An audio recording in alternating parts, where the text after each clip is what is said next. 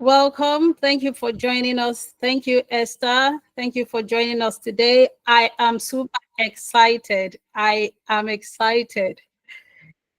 Thank you for the love. Thank you so much. I see you. Thank you. Thank you.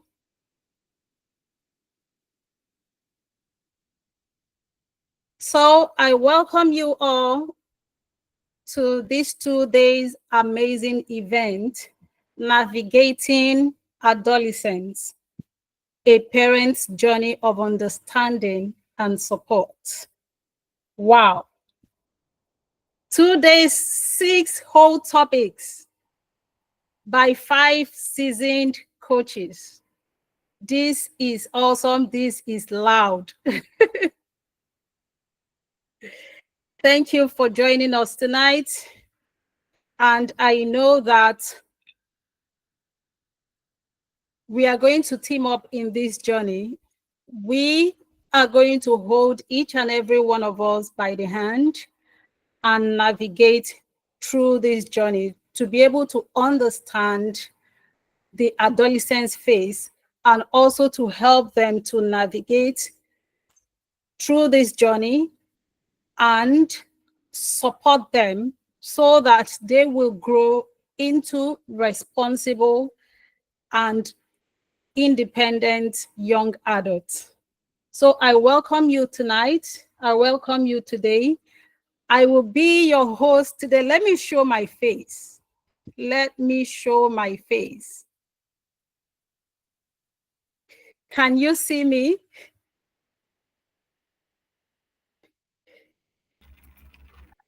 Yes, we can, Coach Nkechi. Yes, we Okay, can. so my name is Nkechi Madeline Upebo. So I'll be the host tonight, and I will also present the first module. Welcome once again. Sorry, I need to go off so that I can share my slide. Coach Bolu, are you there? Can you hear me? Yes, I'm there. So please, can we start so that we can move on to the first module? Thank you.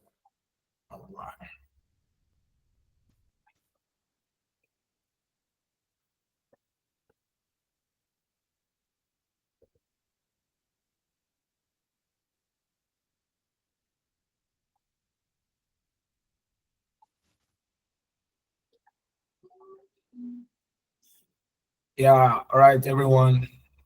So our first coach that will be taking over for the first module is someone that we would like to meet.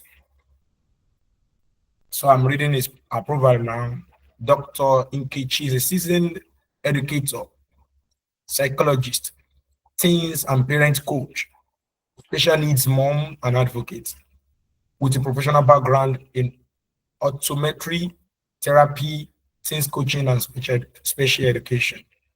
She brings both clinical insight and deep personal wisdom as a mother to a son with Down syndrome. Her mission is to create safe, empowering spaces for every child and parent. She is the passionate mind and heart behind the Safe Haven Institutes and Kids Academy, two transformative spaces dedicated to nurturing children, whether working with neurotypical or neurodivergent children, empowering families and reshaping how we think about care, learning, and connection. Can we all welcome to to start with us this evening, Coach Dr. Nkechi. Welcome. Woo, woo. Yes. Thank you so much. Thank you so much, Coach Bolu. Thank you for that. You're So welcome. just start right away. Please, can we all mute our microphones? You can show your face if you want to. And Please just let me know if at any point that you can't hear me. All right. Thank you. So good evening once again, everyone. Welcome to this 2 days event. This is day 1, and I want to start with a truth that no one is born knowing how to raise a teenager. No one is born knowing how to raise a teenager. What we often face is not rebellion. Most times when we see our teenagers act in certain ways, what we actually see most times is not rebellion. It's mostly because they are going through a renovative state. So imagine a child giving birth to, then growing up, then move into another phase from being a child and being a teen, an adolescent. So they are going through a transitional phase. Today, we're going to be looking at, in this module, we're going to be looking at understanding the adolescent brain.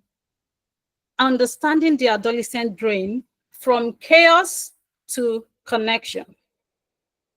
From chaos to connection. A teen's brain is being rewired, is being reshaped and rebuilt. And as adults, we are not just observers. We are construction partners in this phase. So today, what we are going to do is that we are going to go behind this curtain of what is really happening in their adolescent head, not just their head, also their heart. Whether you are a parent, you're a teacher, coach, or a caring adult, I want you to understand this evening that you are not powerless. You are not powerless. You are simply their interpreter. You are a co-pilot in this phase. Because this journey, the problem actually starts when we let the teenager navigate through this journey alone, assuming that they are mini adults. So I want us to understand this evening that we are co-pilots. And we are not just only the co-pilot, we are also their mirror in this phase, in this transitional phase. So this webinar is not about teaching us how to control them. It's more about how to connect with them. And I want you to know that this is not a lecture. It's not a lecture. It is a journey. We're trying to build a bridge between science, our adolescents, and their soul. We're trying to build a guide for every adult who will stand in this role of raising or teaching a teenager.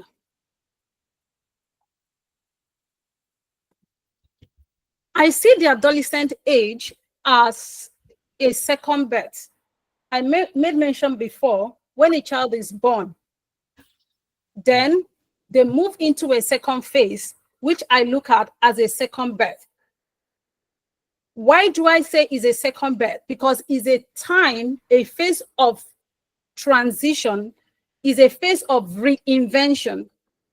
So when adults don't understand the teenager's brain, they often respond with fear or force.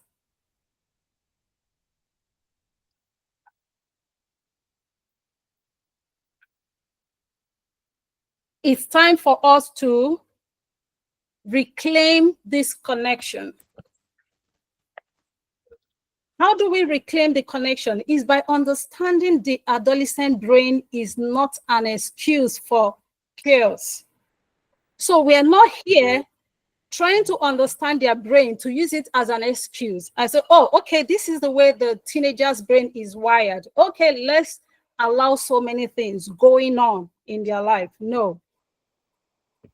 Understanding the adolescent brain is not an excuse for chaos, but a call for us to recalibrate our guidance and reclaim a connection.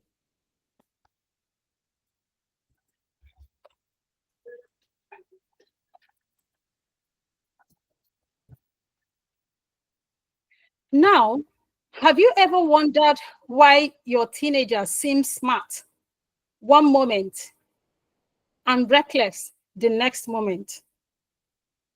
Have we ever wondered that?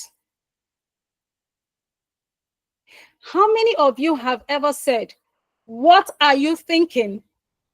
How many of us have ever asked our adolescent, what are you thinking? Why did you do this? Let me see an emoji. Let me see. Let me hear from you. Have you ever said to a teenager, what are you thinking? What are you doing?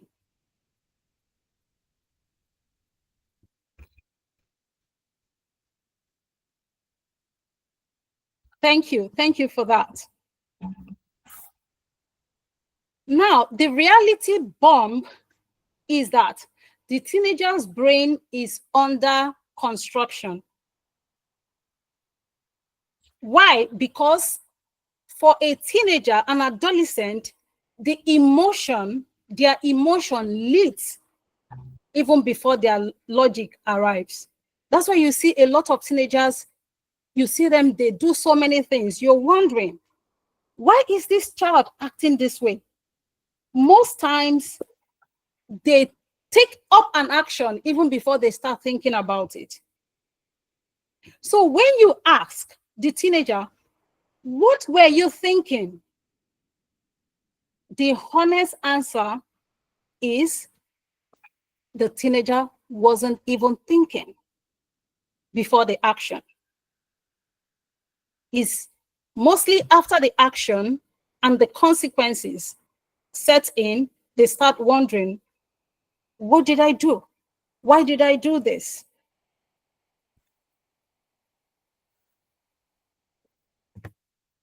Before I go on, let's do a quick check-in. Let's have a quick check-in now. Please, I need you to drop an emoji or a word that describes your teen experience this week. If you are a parent, you are a coach, or you are a carer with a teenager, I want to hear you. I want to see your emoji. Please, if it's a word, please write, what is your experience with your teenager this week?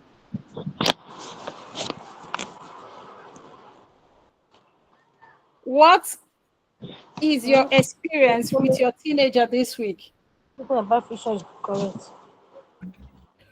I want to hear, oh my goodness, I'm seeing someone crying, giving me a crying emoji. Someone is saying, oh my goodness, confused. Yeah. What is the current weather report in your home? What is the current weather report in your world with your teen? Yeah, is it calm? Is it chaotic? Is it moody? Is it explosive? Let me hear from you. Is it explosive? Is it confusing? It's front of me yesterday the answer. You filled it. That's what you feel it for her. I thought you guys fill it. Thank you for that. You have done fiction before. Sorry, please, can you mute? Now, I want us to look at the teenager's brain in 4 different ways. We are going to look at, because I said that, I mentioned that the teenager's brain is going through construction, is going through a transitional phase. I want us to analyze this teenager's brain in 4 different ways. One, we are going to analyze it as the house under construction. Then we are going to analyze it as a car with no brakes. Just imagine it. When I mention, just imagine it. Their brain is like the alarm that goes off too easily. Their brain is also like the TV with a broken remote. When we look at the teenager's brain as the house under construction, just imagine a house that looks beautiful on the outside, but the inside, the walls are still wet with paint. The wires are not connected. This is a house that is being built, it's still under construction. The wires are not connected, and the lights keep flickering, off, on, off, on, off, on. Then the kitchen is half done. And sometimes when you go to use the toilet, it overflows. But I want you to understand that it doesn't mean that the house is broken. Remember, the house is still going through construction, right? The house is not broken. It just means that the house construction is not finished yet. Now, if you have such house that is still undergoing a construction, would you yell at a house that is still being built? Or would you bring your tools or call for help? Please, which would you do? Would you yell at a house that is still undergoing construction? Or would you call for help? Or would you bring your tools, if you can, to make some repairs? Please, let me hear from you. A house that is going through construction. Bring my tools. Yes, thank you, Ose. What would you do? Would you start yelling at the house that is still going under construction? Or you will get tools to fix this broken part? Or you will call for help?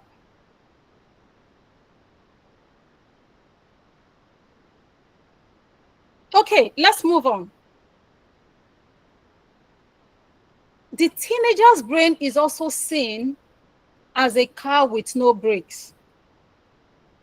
Why? Because their emotions are the engine.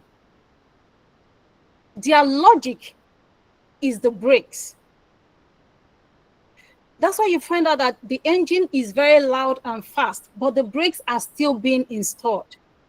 So they might say things too quickly. That's why you see them. A lot of times they say things quickly. They act before they think. You see them, they laugh or cry at the wrong time. Now, at this point, what is our job as the responsible adults in their lives? Our main job is to be the co-driver to this car.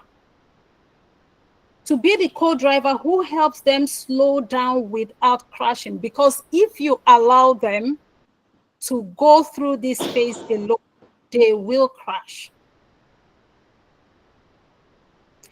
We look at the alarm that goes off too easily. The brain of the teenager is like a fire alarm. And this part of the brain is called the amygdala. We're going to get to that later. But during the teenage years, this alarm is super sensitive. That is the most sensitive part of the brain of a teen. That's why you see most times when you have a little disagreement with them, it's as if fire sets. You have a glance, you look at them, or they have a little quarrel with you or their friends, you see them, they see everything as danger. That's why you see that when you tell them, no, you can't go there. No, you can't do this. Once they hear a one no from you, they feel like an abandoned ship. That's why you see some of them, they will ask this question, do you even love me? This doesn't mean there is real danger. It means that their brain thinks there is.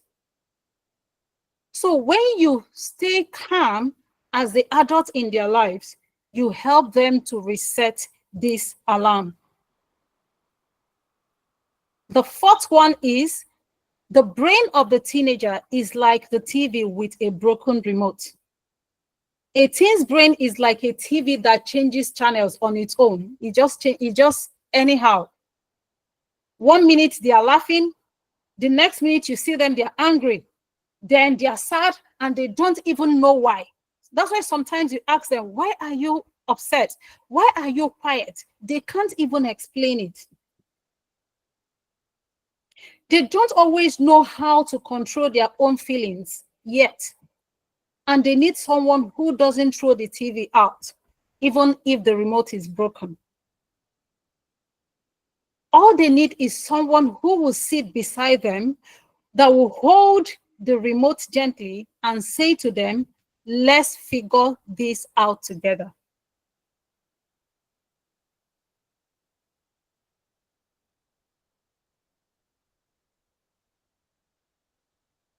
Can you still hear me? Yes, coach. Loud and clear. Yes, Thank you we so can hear much. you loud and clear. Now we are going to look through the basic process of the brain. So this applies to everyone. I'm just going to look through briefly at the brain basics.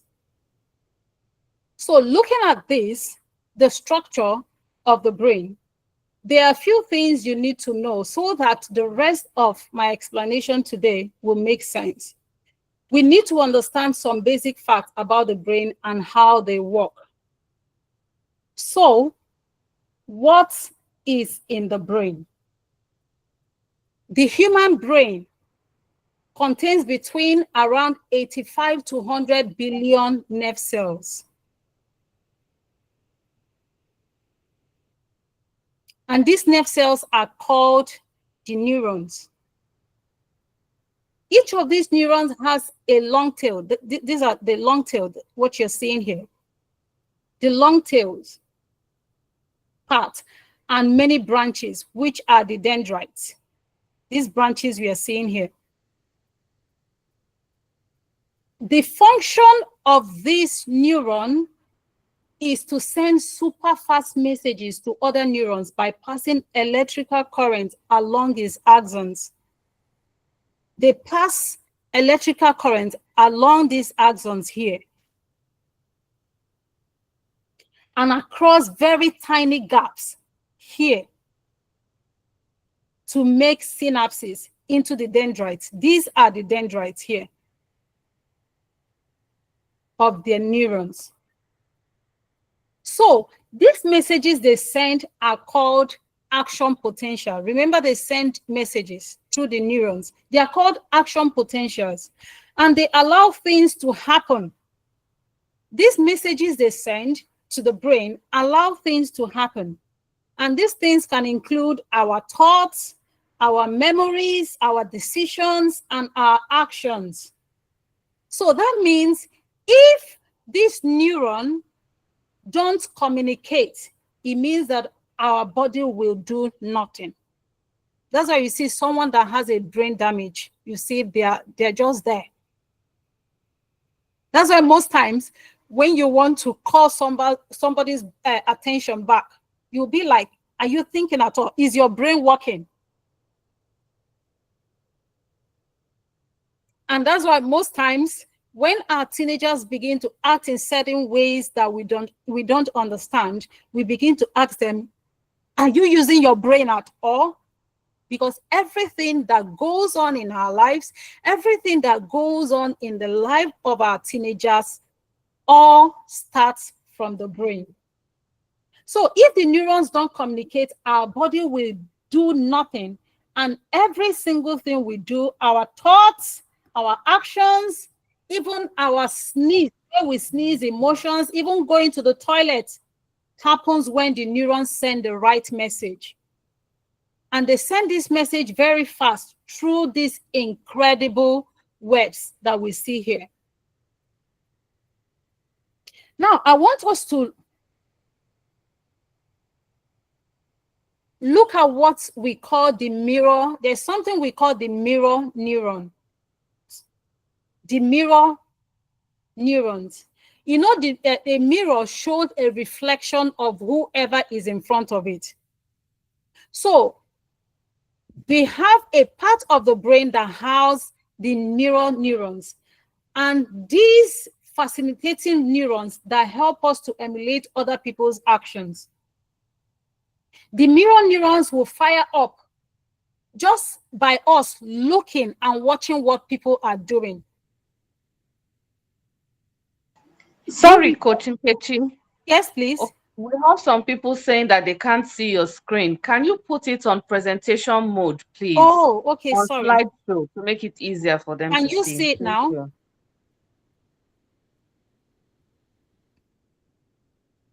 Can you see it now? Please. I can, yes. I'll look through the chats for Please. them to confirm. Yes, Thank you. it's more bold now. Clara. Can everybody see it now, please? Please, can we see it? You have a lot of Yes, thumbs up. yes. Oh, we have a lot of yes. Okay, thank you. So the mirror neurons simply act by us looking and watching what people are doing. So that is the same thing.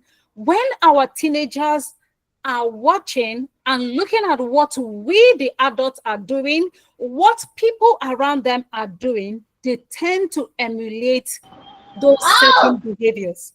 They tend to emulate those certain things.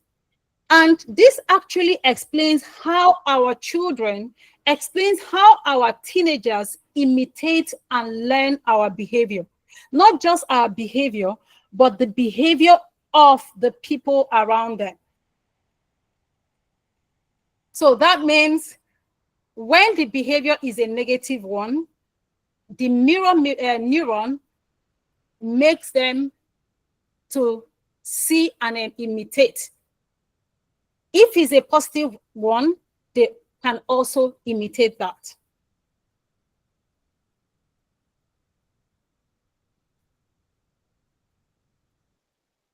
Sorry. Please, can you still see it? Yes, but it's not in presentation mode anymore. It's not in presentation mode. Let me increase it. Okay. Is it okay now? Is it bold now? Yes, thank you. Okay, so here is a picture. Yes, thank you. Is a whole picture of the human brain. We have the prefrontal cortex. And the prefrontal cortex in a teenager is less mature in a teenager and may contribute to high-risk behavior. So because the prefrontal cortex, which is the part of the brain that controls most of the things a teenager does, is less mature, is still under construction, is still building. That's why you see that some certain things they do at that stage, you begin to wonder, why is this child behaving that way? Why? Because they take a lot of high-risk behavior. Because for a teen, it is not mature yet, but for adults, it's more mature. And this part of the brain is the part that helps in planning, in execution. We also have the cortex. The cortex is more like the gray matter. It helps in thinking, perceiving, and in a teenager is still undergoing extensive changes. In adults, is more stable. Then we have the amygdala.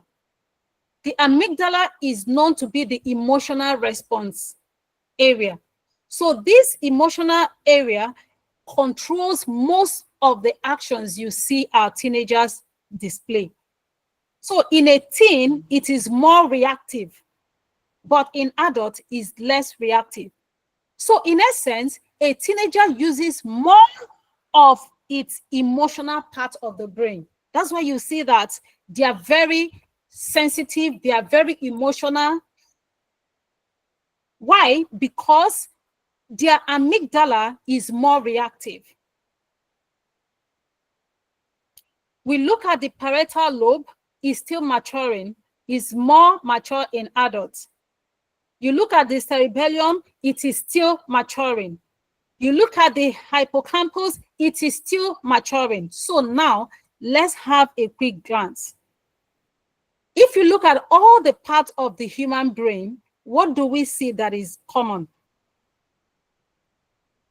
What is the difference between the adult and the teenager's brain? Please, can you respond to that in the chat?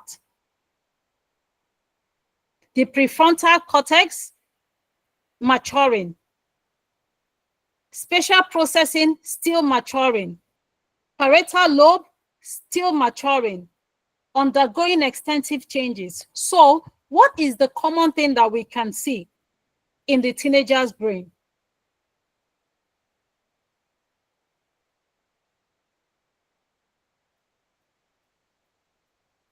Can I get a response? What is the common thing that we can see in the teenager's brain? Is the teenager's brain matured, or is it still going construction? Still developing. Thank you so much. It's still developing. It's still developing. And that explains why we see a whole lot of things going on. That's why we see a whole lot of behavior going on. As I explained before, the amygdala is an almond-shaped brain structure in the temporal lobe. It deals with emotions. And these emotions are the fear, especially the fear, and is vital for memory and motivation as part of the limbic system. Now, we look at the amygdala as a guard dog. And the significance of that is that the amygdala acts like a guard dog. It's always vigilant and alert to potential threats. And this is the only part in the teenager's brain that is matured, is very reactive. So you can imagine the only part of the brain that is matured, is very active in the teenager, is the part that governs emotions. It's like a guard dog.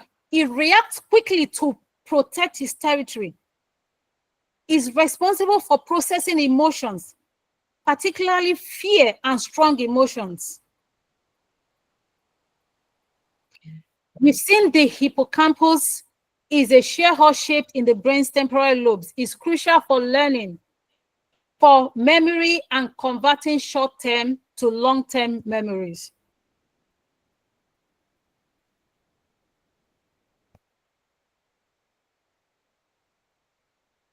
Here, we are going to look at the key changes that occurs in the adolescent brain. The key changes that occurs in the adolescent brain. Adolescent brain, one of the key changes is high risk. They are high risk takers. Teenagers are not reckless because they don't care. It's just simply because they are wired for thrill seeking. The dopamine system in their brain always crave for higher level of things for them to do. That's why sometimes you see, we look at them as, why are you taking this stupid risk? You see them, they jump off the roof, they follow toxic trends online. It's not that they don't know better, it's just that their brain prioritizes peer approval. At this phase, what they are looking at is what their friends are doing. Remember, we say the emotional part of their brain, which is the amygdala, is more reactive. And they're always seeking reward, things that are of interest to them, things that makes them happy. So at this point, this is what they enjoy doing. Another thing, key changes, is shift in sleep pattern. There is always a shift in sleep pattern. Now is not a sign of laziness. The sleep melatonin always kick in at this phase, so they naturally sleep and wake up later. So that's why we expect a teenager to sleep. They need sleep between 8 to 10 hours minimum. And this is required for their brain to recharge, to be able to regulate the emotions their amygdala is always exhibiting. So that means that if your teenager does not have enough sleep, it equals more drama, the drama that we see. Another thing, key change, is emotional swings. That's why you see that most times their emotions, their mood changes. And simply, we always tend it to the amygdala. Saying the amygdala, the emotional part of the brain. This part is always firing, but the prefrontal cortex, that is the manager, that is one that controls, that is one that calms the emotional part of the brain. Remember, that part is not developed yet, it's not well developed, it's still developing. And at this stage in their life, they are seeking for identity. That's identity search. The teenage brain is trying to figure out, who am I? Who am I? Who am I without my parents? Who am I without my siblings? Without losing them? You know, you see that tug of war is always loud, is always messy, is always confusing for some of them. Is at this stage you see them asking what they can really do without the help, and not just asking, they want to do something by themselves. They want to do something without the help. Remember, when they were children, they are always being helped. Then at this stage, that's why you see your teenager, it gets to a certain age, even at the age of 9 and 10, you see them, they don't want you to help them to do certain things. You see a child, when you go to pick up your child from school, you put your hand around their shoulder or hold their hands. Then, and the child enjoys it. But at the point they are 10, 11, they don't want that anymore. They are trying to identify who they are. They are trying to select the clothes they want to wear without mommy and daddy telling them this is what you will wear. So it's a stage of self-awareness. It's a stage of self-identity. The teenager's brain is hardwired for identity search. The same thing when we talk about tech. Their brain is also hired for tech and social brain. Is at this stage, you see them, they're very social. Most of them, they want to make all the friends in the world. And they are very curious. They want to explore and get things. That's why you see them, a whole lot of them, they get easily distracted because they want to do so many things at the same time. And it's not just them. It's a natural thing that our brains are naturally wired and programmed to love screen. That's why we see, even as adults, our devices, you see us, oh, let me quickly check. From one check, you are checking other apps. You are checking Instagram. You are checking TikTok. You are checking Facebook. Even as adults, we do that. Now imagine a teenager, a child that don't have a total control of their emotions. Most times we are compelled to check our devices even more than one time. Is a reward system, because most times things that give us joy, things that make us happy, that's what we like doing. The same thing applies to the teenagers. So when you see your teenagers operating, always wanting to operate their screen, we don't need to fight the screen. We don't need to fight. All we need to do is to replace them. Is to help them navigate through this process. And remember, the brain of a teenager is not fully developed. We've seen that many parts of their brain is not still developed. So that's why we'll see a whole lot of activities, a whole lot of things they do. So we blame it to the brain. Remember, I said earlier on, we are not blaming the brain to allow those deviant, in quote, acts that they exhibit. But what do? We learn, we need to understand that so much of these activities going on, this behavior, is not because the child is rebellion, it's not because the child is bad, it's simply because the brain of the child is wired in a way that sometimes this child cannot even get hold of him or herself. What do? We need to accept, we need to understand, and we need to love.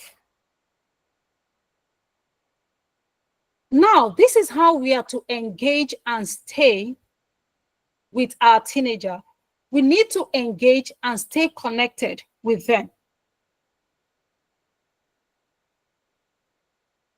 We need to stay engaged and remain connected with them.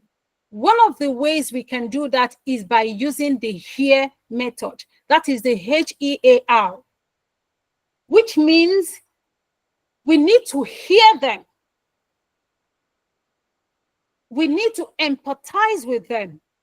We need to affirm them, and we also need to redirect them. And before then, we need to connect before we can correct them. You cannot correct somebody, you cannot correct with a child that you are not connected to. Remember, we made mention of the mirror neurons. So we are more like a mirror in the face of our children. So whatever we do, they tend to emulate, they tend to imitate. We need to avoid confrontational commands. We need to help them to co-regulate before correcting them. And also, if you believe in faith, you have your value, family values and identity, we also need to apply that.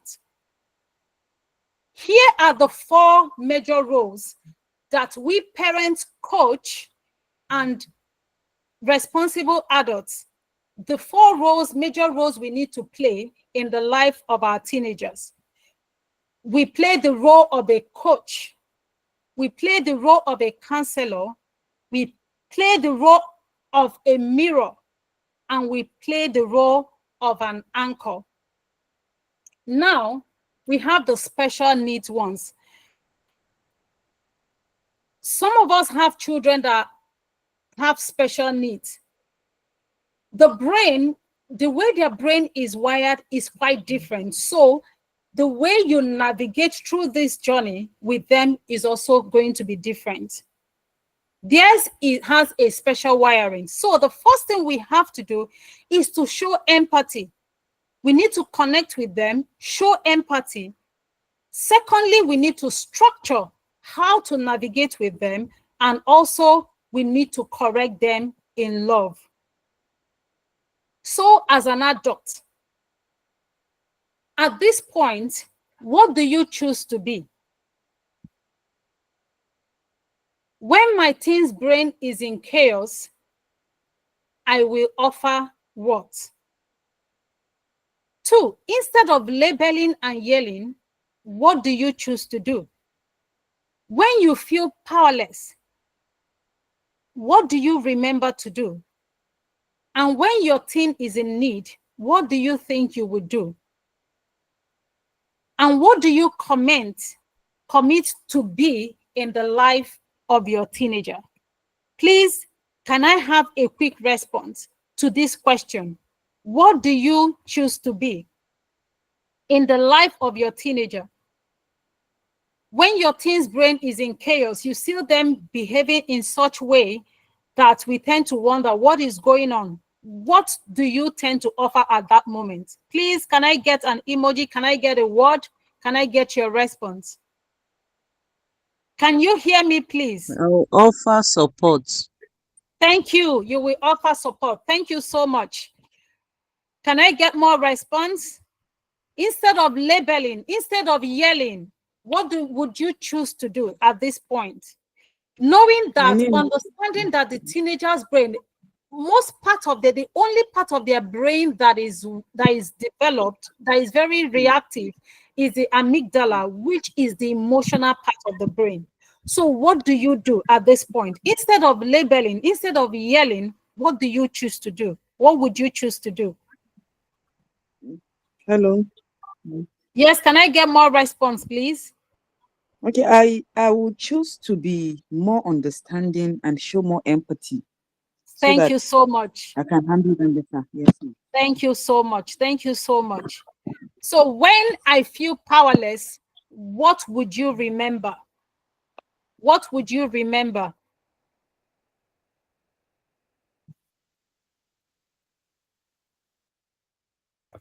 So this is what I will choose to do. Can you hear me? This is what I will choose to do. When Yes, we my can hear you. teenager, when my teen's brain is in chaos, I will offer my calm. Instead of labeling, I will choose to see the story behind the behavior. When I feel powerless, I will remember this is a season and not a death sentence. I will anchor my teen in faith, sweet rhythms, and unconditional love. And I commit to being a wise, warm, and steady adult.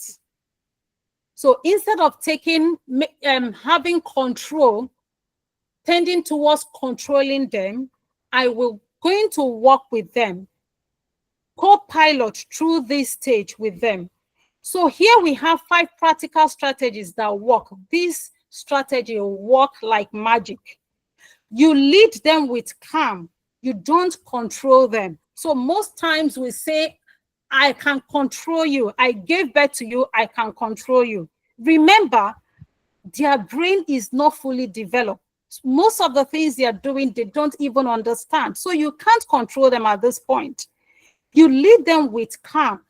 You talk about the brain. You need to teach them how their brain is functioning. And you need to prioritize sleep and build tech boundaries. You don't shame their emotions, how they are feeling now. You don't shame them. When they express how they feel, when they tell you, I don't know what came over me, you don't shame them. We stay connected even when they push us away. We stay connected. So that is how understanding the teenager's brain very well and knowing that majority of the things going on within them is not, most times they don't do it on their own. But by the time we walk through this stage, we walk through this path with them, navigate through this journey with them, when we understand that they are not rebellious, when we understand that they don't hate us, they are not doing this by themselves, we will know exactly how to navigate the journey with them. We will know we are not controlling them, but we rather need to connect with them, correct them, and we guide them. Thank you. Thank you so much for listening. Thank you. Can you hear me? Yes, we can hear you. Yeah, thank you Thanks so so very much. much. Yes, we Yes, we can can hear hear you. you. Welcome. Thank you so much. So do we Thank have you. any question, please? Yes, I have Also a about Yes, question. I have to. peace. Please, We'll can you give write a your question on the chat? Okay. My Because of our question will time. not. I can't really Doctor, type it. I Yes, don't know if you please. can take. doctor, please, we won't be able to give room for question. Our time Yes, is let fast. them write it on the chat. We'll come back to it, please. All right. Yes. Okay. Okay. Just please, if you have any question, just write it on the chat. We'll come back to it, please. Thank you. So please, doctor, can you put down your slides? Yes, I will Stop do presenting. just that. So, thank you.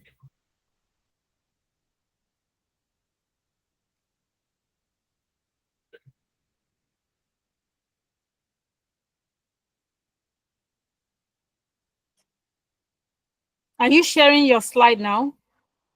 Yes, I'm sharing already. Okay. Thank you so much. I see your emoji. Thank you. Thank you. So can everybody see me? Can you see my slide now? Yes, I can see your slide, Coach. Yes, we Yes. can. Please put on slideshow. All right, this is slide 2. You want slide 1? It's not on slideshow yet.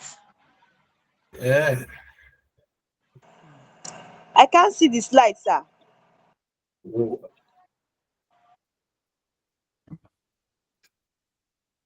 What's that? Okay, selection. It's showing.